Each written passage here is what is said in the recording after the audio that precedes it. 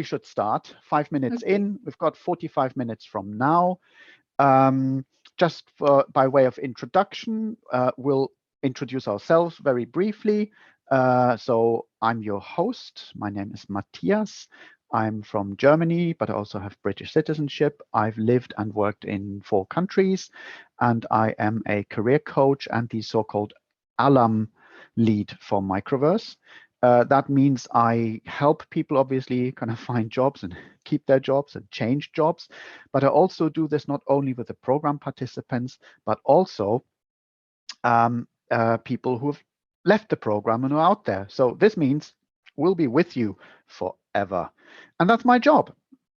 Maria, do you want to tell us a little bit about yourself before we get started with some questions? Sure. Like you mentioned, my previous career was in archaeology, and I joined the program a couple of years ago. And now I'm working as a programmer. I'm a freelancer, but I had jobs for I had worked for companies before, but not right now. I'm a freelancer working as a Shopify developer. Okay, excellent. And we will find out so much more Yes. in the next 15 minutes, 20 minutes or so. So I'm just committing here to make sure that this is very clear. We'll be getting a lot of questions in, and we can tell you now, with over 135, 140 people on, we will most probably not be able to cover all the questions.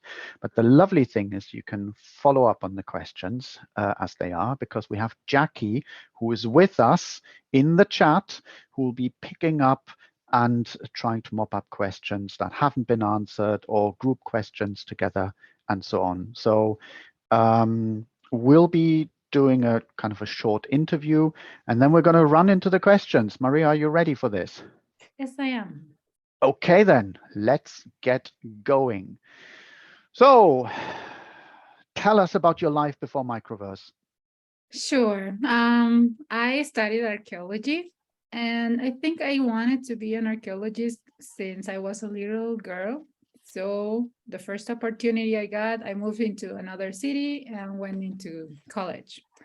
I studied my the BA degree, let's say, and then because it's not a very easy area, I decided to study a master's, because in that time you could get a scholarship and you get paid, for study, which was great. So I went like 2 or 3 years into the master's degree. Yeah. And I wrote 2 theses. You can Google me and you can find them. So it was a beautiful career. I enjoyed it a lot. But after a while, I knew that there was, going to be something else. So it came up with a friend that maybe I could join his startup. I was a high school teacher back then. I was teaching history, and he wanted to build an app for schools, since I was, in a school and I knew how schools worked.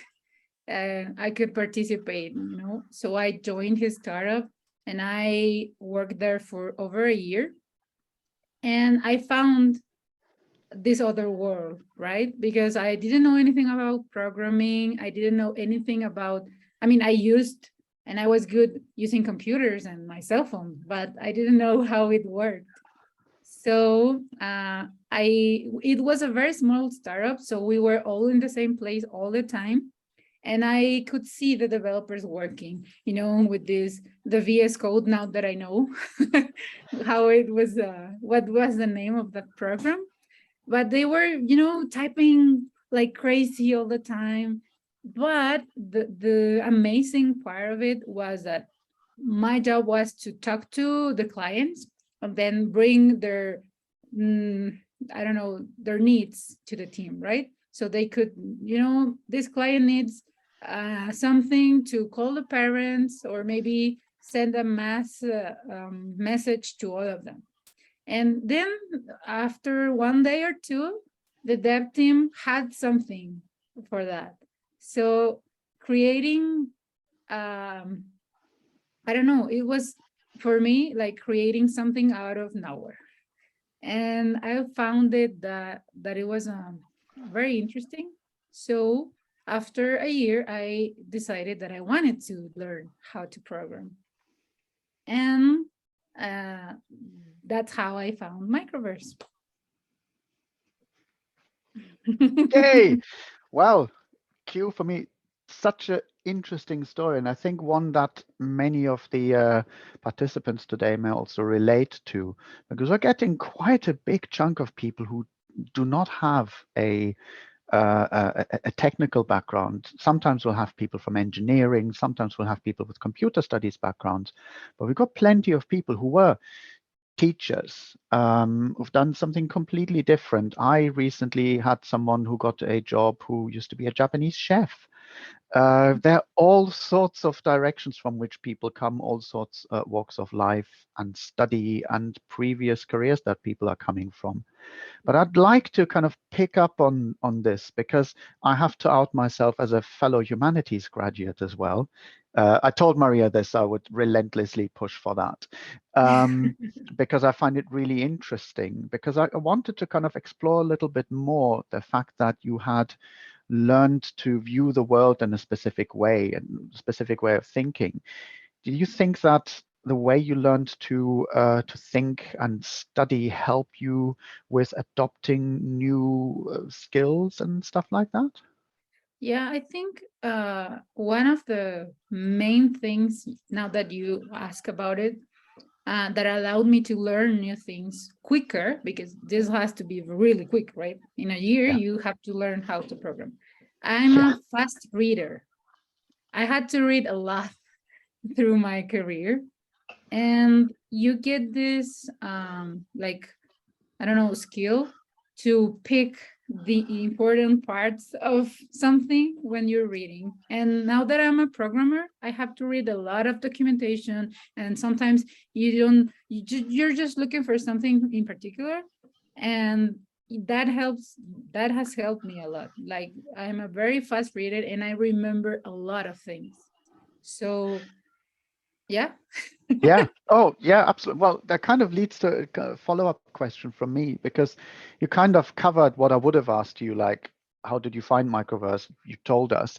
Why did you choose Microverse? You told us as well. But when you're talking about your learning experience, the way you're learning, so what was your biggest learning from Microverse itself? So you came with a specific skill set with your ability to read quickly, but what was the thing that you really didn't know or didn't understand, technical Okay. or Yeah. non-technical, in terms of work practice that you learned while Mhm. you were at Microverse?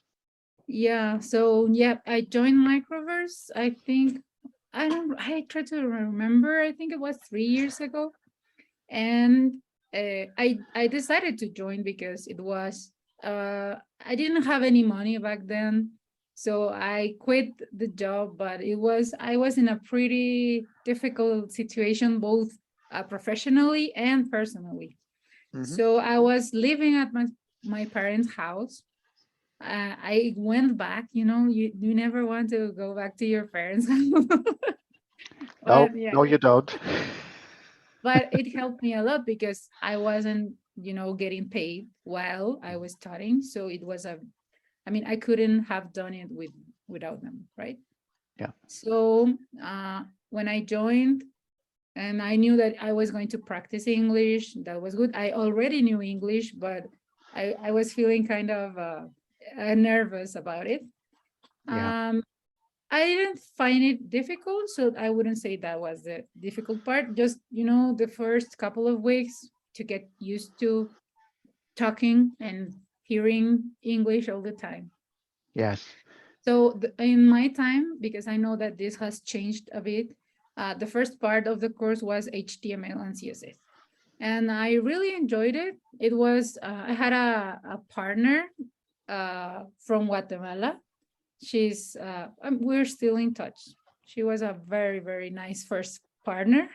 And I enjoyed a lot the first part, but it was kind of easy, it didn't you just had to learn all the syntax and everything, but it didn't had a technical challenge for me. But when I got into the next part, which was Ruby, oh my God, no, it was a nightmare for me because I consider myself good at math, yeah, I never had a problem with that, but it was a whole new world for me. And it was very difficult, like very, very difficult. I think it was like 2 weeks, right, into Ruby, because my partner was extraordinary. I mean, she was amazing. She was very, very smart, more than me. uh, and I doubt that. no, no, no, no. She's great. She's from Brazil. Hmm. So she kind of dragged me through that through that part of the course because I didn't understand anything. I was like, okay, but how are you doing that? I don't get it. So I stumbled on Ruby and kind of understood some things, but I was really, really upset because I thought I'm not good. I'm not good enough for this. I'm not gonna make it. I'm never gonna learn how to program, right? And I think that's something that happens to a lot of us because it's really hard, especially when you change from another career that has nothing to do with this. You don't get to use that part of your brain, I guess, and you have to train it again, Yes. to so it was really, really hard. But spoiler, it gets better. And one day you're just doing something and it clicks. Everything clicks. And you're like, now I understand it, right? It, That's it lovely, Mhm. because that's really one of the things that we talk about a lot in the program as well, often referred to as imposter syndrome, but generally confidence related issues. Can I actually do this? And I've already had a little bit of a look at the Q&A, and there are questions coming like, yes, but if I don't have a background in Mhm. software engineering, can I become a programmer? And the answer is, well, the answer is sitting right in front of you, because Maria did exactly that. Yeah. And many others have done so as well. So it's really, I mean, you've Maria, you basically run through the questions I had prepared, except for I would like to know a little bit more about your current role, what you're currently doing, because I think that's also quite interesting. Sure. Well, I'm gonna go back a little to how I got into my role. Mhm. After completing the course, which I took, I took a lot of time. That was different also, I think, because now you are, kind of encouraged to do it faster, which I think it's It's a also a bit more very good thing. structured. It's a bit more Yeah. structured, yes.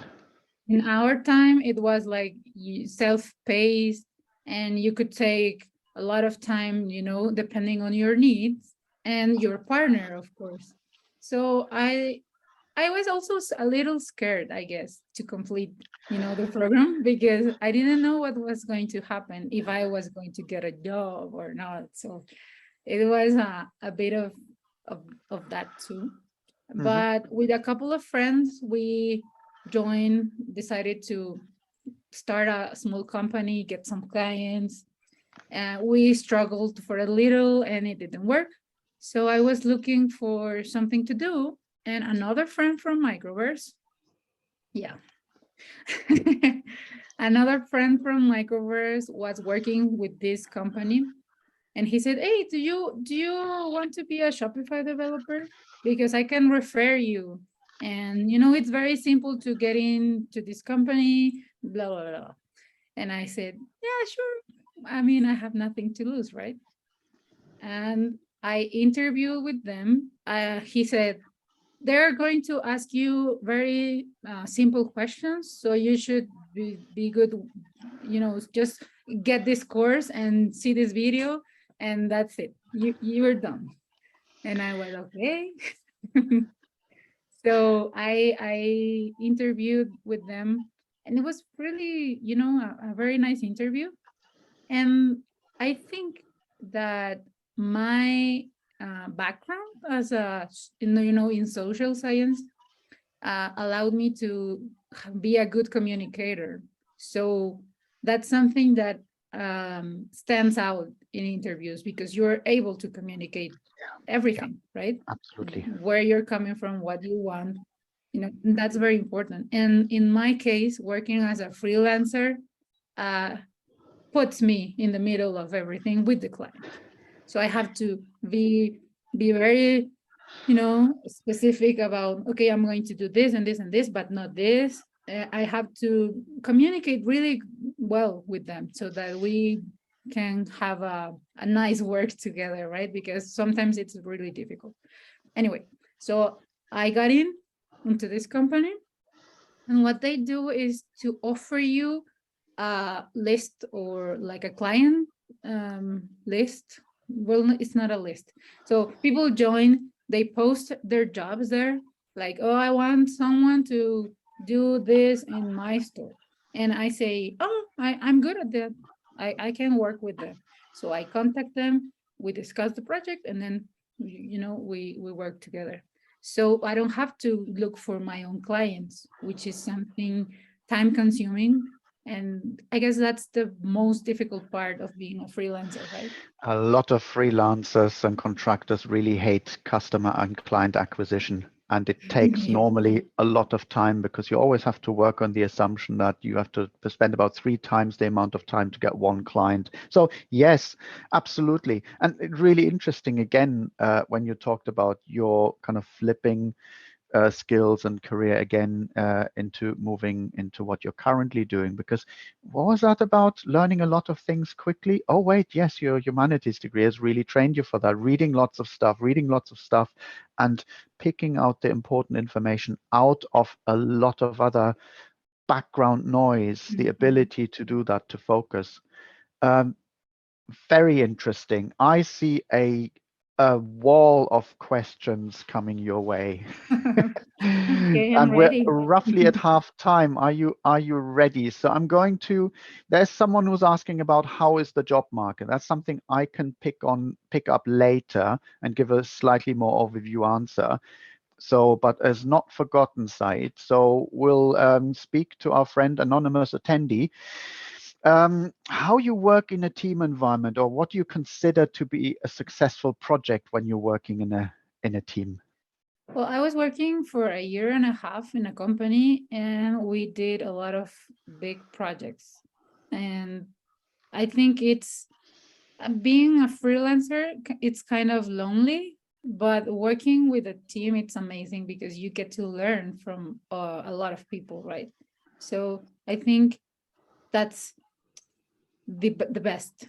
I really enjoy it. And when choosing a company to work, I encourage you to choose a company that values teamwork, right? Because there are not a lot of them, or maybe, it's more common nowadays that, this work culture and provide, or the, I don't know, like, well, not provide, but give you the space to grow personally and professionally. So I enjoy working with teams. I think it's one of the best things of being a developer. Even if you work remotely, you get to build a team. So yeah, you can learn a lot from that. Excellent, thank you. Well, Laiba, kind of, how do I start my career without a degree in tech? I think you've just had a masterclass in that. So I assume, Laiba, your question has been answered. Just do what Maria did. So that's how we're, questions are jumping. Networking. Oh, you want to say something about that? Say something about Yeah, networking. because all of my jobs, I got them through a friend or through someone I knew. So I think building a strong network is super important. That's how you're gonna get your first job, because you don't have a degree, right? No one knows you, so you have to be recommended by someone. I mean, it's not the only way, of course. You can also get a job, by yourself, but that gives you a lot of more opportunities. I couldn't agree more. And that's one of the reasons why a good chunk of our program, good chunk of our career coaching and career job searching preparation program is actually building on networking as it's not only for freelance, pretty much for any career. You can work on the assumption that depending on market and sector, a significant chunk, normally about 30-40% of jobs often aren't actually advertised. And it's not that they're withheld from the market, but it's that they don't even get to public consciousness because there are already people who are networked into those organizations, ready to shout, here I can do this, as the job is being released. So while people are writing lots of job applications to existing listings, concentrating on all that only gives you about an overview of about 3/4 or 2/3 of the market. Networking helps you with that, and we help you develop those networking skills. And that's obviously very different than it used to be in real life. And online networking is absolutely essential. Yes. I'm going to pick up. So we have a question with regards to, so the only thing that's happening here is I'm trying to get my questions, and then more questions coming in there. I've got to scroll back up again. So sorry if I'm a little bit confused at the moment. So there was something about, German was asking, as an independent adult, monthly rent and bills to pay, how can I still start a career with Microverse while still having an income? I think you hinted at that, Maria, a little bit, how you did it, but there are obviously other options available.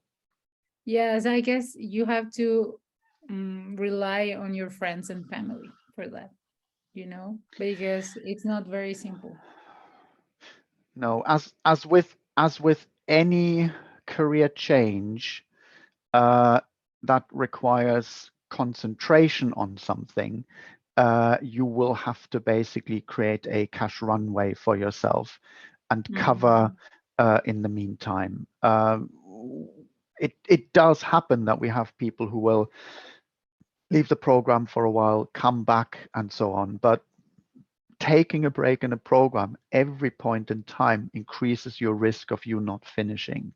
So while we're looking after you when that happens from an Alum perspective, because once you're a Micronaut, you're a Micronaut, and we're staying with you. But carving out that time and the resources to do so is really a focus. Quite direct question. Yes, no, Maria. Tell us, did you repeat any module during Microverse? No, we didn't have that, before, but I took a lot of time. So you stretched out the experience. Yes. It's especially, I guess, Ruby on Rails was a very heavy one. Yeah. So I took like a month and a half. I don't know how long you take right now. But yeah, like I mentioned, I was in the program for a year. So yeah. Yeah, I think kind of on average, I think, and I'd have to be, Jackie can correct me in the chat if needed on that. I think we're hanging around the 8-month mark roughly on average. You'll have a couple of people who do it more quickly, and you've got a couple of people who will do it more slowly. So there is still buffering there, but obviously it is a strict program. So Juan is asking, how did Maria prepare for the first weeks of training in Microverse? Well, there was a program, like a pre-program, where we could join other people that were trying to, join the program. And we did like a week of coding challenges, to be in that mindset and, apply for the final stage. Because you had to do a lot of things, to join Microverse. And one of those were coding challenges. And for someone who didn't have a background, I was like, what is this? But meeting with other people, and it was like a small programming session. where we solved the coding challenge. And it was really good for me because I got to practice a lot and understand, a certain way of thinking that could allow me to solve other coding challenges. Cool. Yeah. And now that you're out there, is it again, Botlal is asking, I hope I got that correct, is this better financially to be a freelancer or employed? Oof, it's, kind of different. It depends. For example, I usually work like 4 hours, maybe 6 hours a day.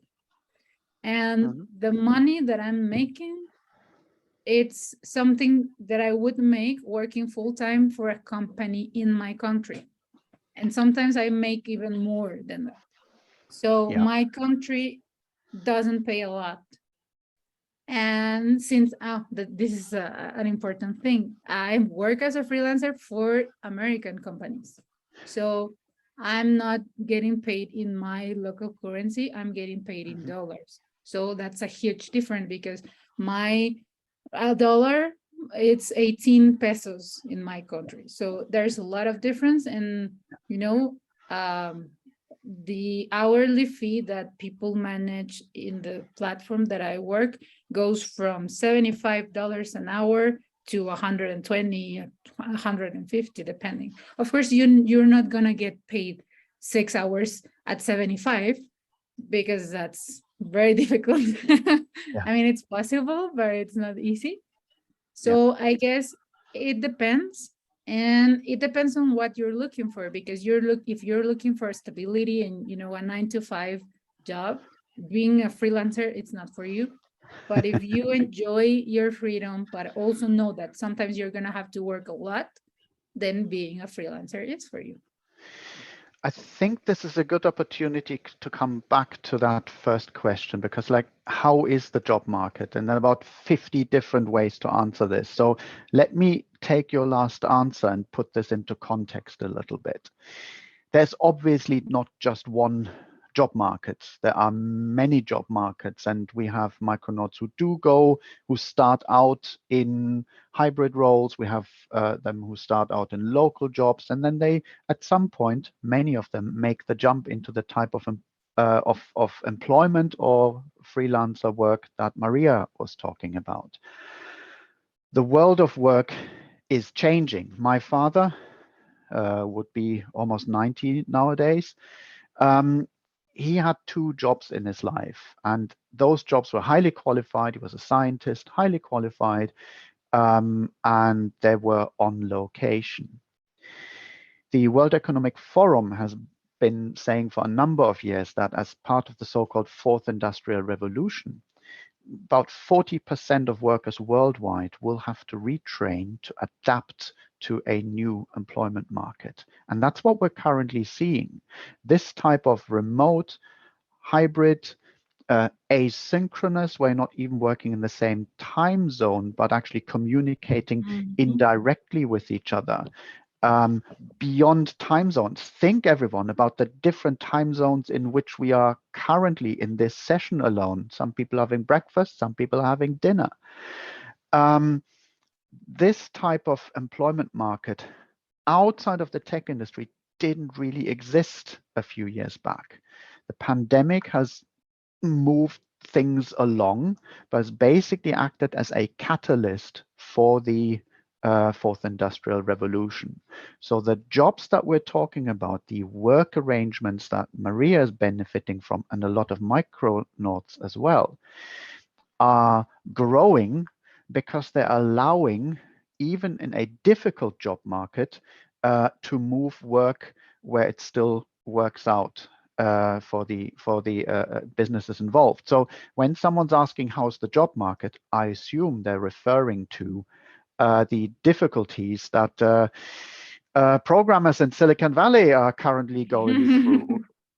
Now, one of the things to think about, a lot of our Micronauts are sitting in either emerging economies and classically in job markets in which offshoring often is an option. So that means that it is, in a way, it is cheaper to Yeah. hire via an agency a group of programmers in an emerging economy than paying for much more expensive developers in Silicon Valley. So when you're hearing bad news about the tech industry that's affecting a relatively small part of the economy, a lot of people are moving into more classic economies. So developers for Google may be moving into the insurance industry. And a lot of the programming work from those large IT tech companies may be moving into your home market. So I wanted to pick that up because in a way, Maria, you're describing that as well, because a lot of the work is being offshored to you or distributed worldwide. Yes, it is. And lucky for us. And yes, I mean, I'm not entirely sure. I think this is no one's business really, because Martin is asking, have you finished paying your 15,000? There's no expectation for you to tell us this at all. We don't ask people for their salaries. We don't ask people for their finances. But generally, how long did it take? So I'm going to shield you from that question. And Okay. I've just this week met with someone who has actually quite a few people coming up. It depends obviously on the market and depends on the individual circumstances of everyone. Maria shared with us that you're working about 4 to 6 hours per day, something like that. So that's the time you're working. And how much you're earning? Again, that's none of your business, Martin. But I've seen people pay this off as early as, I think I spoke with someone yesterday, it took about 2.5 years. And obviously it can go later on as well. Remember, we provide you with career support throughout. So when you're ready to make your next move, you'll be reasonably lucky to meet with me. You'll be much more lucky to meet with my colleague Trilce. Right. Maruf, with no background in the tech space, is it possible for me to learn no coding? The answer is yes, because the answer is sitting right in front of you. It's called Maria. Right. Let's see. What other questions? We've had freelancing. So freelancing over for working for a company. We answered this. How long did it take you to find a job after the program? Do you I was remember? super lucky because I got a job right away. I didn't have to wait. Yeah. It And doesn't it's very always funny. happen though, of course. Like I mentioned, all of my jobs were offered to me. I wasn't even looking by Mhm. my network, so someone in my network. So that's why I encourage you to meet a lot of people and not just like add people to LinkedIn and just make sure that they know who you are. Talk to them, send them a custom message, not like the generic one. Talk to them, right? And you can add me in your network. I can give you my account, but it's very very important. So yeah, it took like a month or less. Yes, I mean, obviously, doesn't work like that for everyone. So running a targeted campaign makes absolute sense. But Maria's, I absolutely agree with Maria here. It isn't just about sending out application. It's very much about whom you're connected to. And funnily enough, it's often the peers that you're working with from the start. I used to work in universities, and I used to say to people on their first day in class, look around you. These may be the people who you will be working with. And my significant other is working with someone she met 20 years ago when she started working in another company. And they've been in all sorts of companies in the meantime, but they're still basically working together. And I've got a very similar experience as well. So it is. And also, actually, the coolest jobs in the last 4 or 5 months that I've seen, yeah, they were all networked. Mhm. Who Ray is asking, how, Maria, did you deal with the kind of anxiety and stress that can come with a tough program like this? And Yes. kind of how did you deal with the the inside voice that told you you can't or you won't? How did you Yeah, manage? it was very difficult, like I mentioned. Mm. But you were asking another question that relates to this. People Mhm. were asking about how you did it, full time. How do you get the money to do it full time? Yeah. I'm not gonna answer that, but what I will tell you is that going through a full time program, it's a lot different than a part-time program. So Mm. I know people that have done other boot camps part-time, and it's Mhm. nowhere near the same experience as going full-time, because you are programming all day, right? And that prepares you a lot more. And in the same time, dealing with the stress Yeah. with your team. Since you are 8 hours all day with someone, and then you meet with your team, our stand up were not 15 minutes. Sometimes we took an hour and a half, discussing our day and also our struggles. Yeah. I really, really loved the people in my team because they were amazing. I still have contact with them, and Mhm. we, send a message like, "How are you doing? What are you doing?" And through those sessions, I found, that they were struggling with the same things, and I wasn't alone. And that if they did it, I was able to do it. So it gives you a kind of it's a good point of comparison. Yeah. You shouldn't, just rely on that, because of course it's going to be easier for others than you, but you know that they are going through the same. And if they were able to understand things one day, you're going to be able to do it too. So yeah, rely on your team, rely on your partner, and on, other people in Microverse, because you can also send them a message, and I'm sure someone will answer. But yeah, it's difficult for people outside to understand, I think. Mm. So that's why I should, I would encourage you to be close to your team. I couldn't agree more, and there's actually something that you can carry out then into the workplace. So I've been kind of clicking away a couple of questions about like how much time did you spend? You spent a lot of time. You had a full day experience in this. How did you deal with specific technical skills? Well, you talked about this earlier, how you kind of covered and how you were able to work yourself into the subject matter. Um, I I see that Jackie's answering some questions about how to explain the Microverse learning process. And again, Maria did the 1.0 program, which is different from the one that you would be finding information about now on the website. And I'm just checking. Yes, there are questions about cost. There are questions about the work to be completed.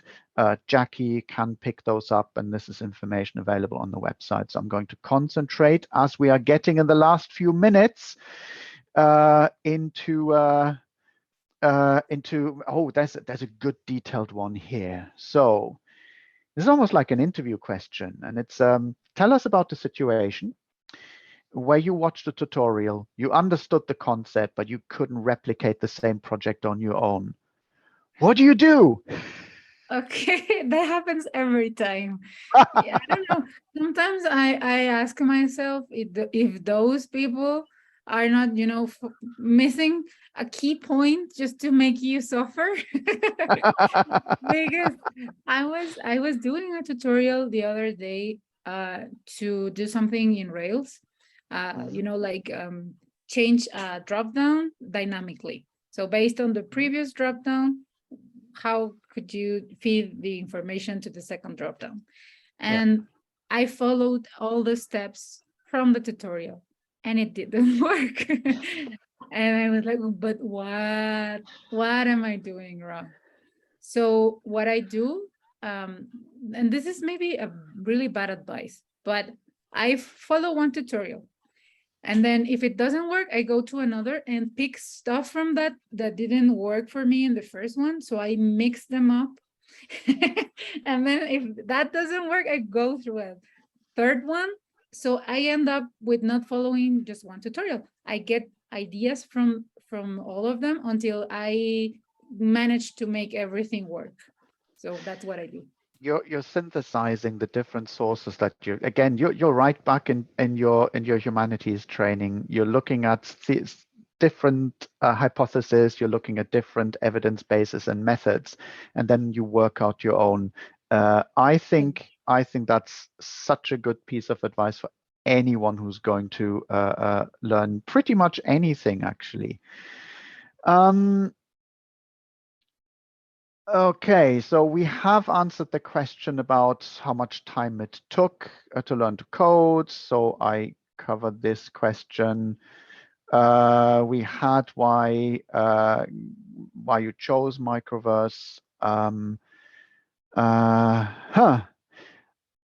As a good one here. At what point should I feel I know enough to begin applying for jobs? Oof. Well, You are never gonna feel that. yes. You know, because if it's your entry job or if it's a senior job, you're never gonna feel that you know enough. So Yes. my advice, and it's something that I maybe should be taking too, it's apply. Just Yes. apply.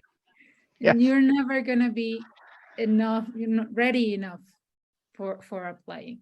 And applying gives you a whole new experience, because it's not the same, studying and practicing for interviews. When you Yes. are doing the interview, you get really nervous, you forget things, you're probably going to be terrible in your first interviews.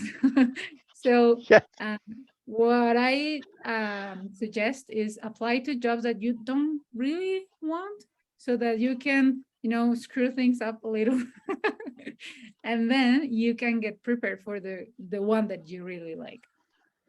I think that is such good advice, and is very similar to what I have given people for over 20 years, basically coaching people for this.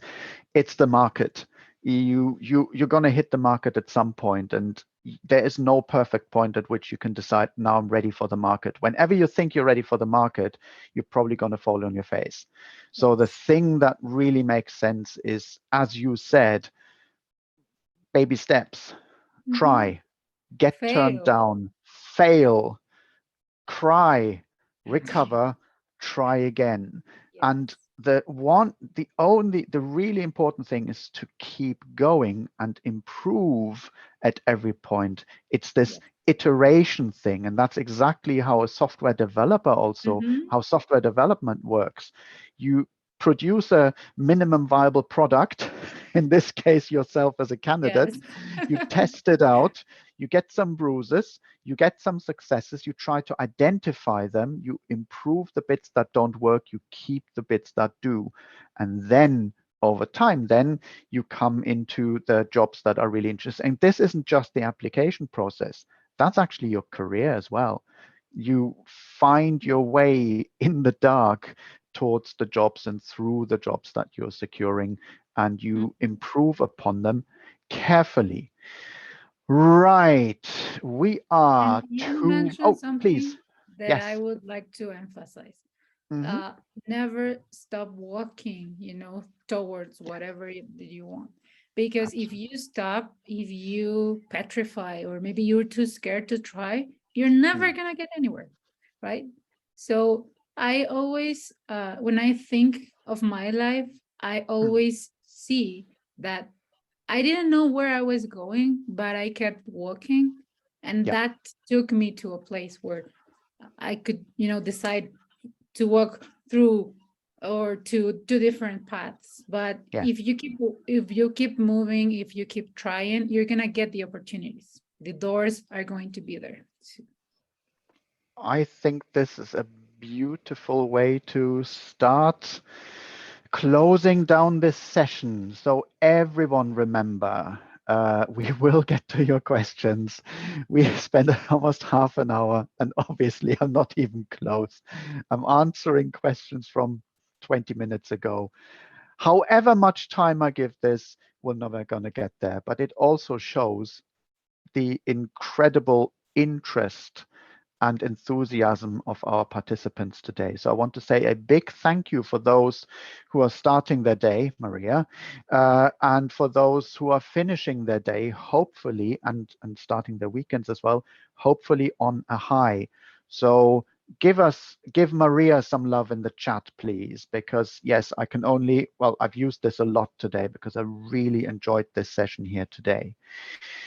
Is there a last piece of advice, Maria, that you want to give everyone who was here today on their way, or was that already in your last?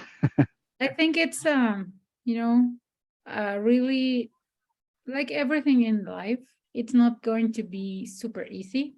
Maybe it's not that hard. Some people are lucky, but I would say rely on your network, build your network, believe in yourself. It's very difficult to believe in yourself. I know. I mean, I question myself all day, every day. But maybe when you are looking for that job, once you complete the program, think of it as a game, right? Don't take it too seriously. Just have fun. And if it doesn't happen, it was a game, right? You're playing to be in an interview, and you're playing to get a job. And when you see it that way, or maybe like from outside yourself, it's less scary, and you can think clearly, and it's easier to because it's a difficult process, interviewing, it's very difficult. So think of it as a game, and in the end, you're gonna get to the goal. Just sometimes it takes time. And sometimes the goal that you find may be a completely different one than you thought when you started the game, which is I've been working in careers for such a long time. It's amazing where people end, and personal experience as well. We'll all have 3, 4, 5 careers now, as opposed to my father who had like one career with 2 jobs. It's amazing to find out where you find yourself after a few years as you look back. Right, I'm seeing very positive feedback from, I see very positive feedback in the chat. I will have to close the call in a moment. So if you want to get your messages in, here's my message, everyone. Thank you very much for spending time with us today. Thank you very much, Maria. It was an absolute delight to talk with you. I'm just going to say it. Goodbye, everyone. Thank you very much, and see you down the road. Thank you. And you can contact me. I will try to answer your questions. Thank you. Thank you very much. Goodbye. Goodbye, everyone. I'm going to let this roll for another moment here because it's such a victory roll here. Okay, people are saying bye, bye, bye, goodbye. Bye. So I'm going to say goodbye, good morning, happy lunchtime, good night.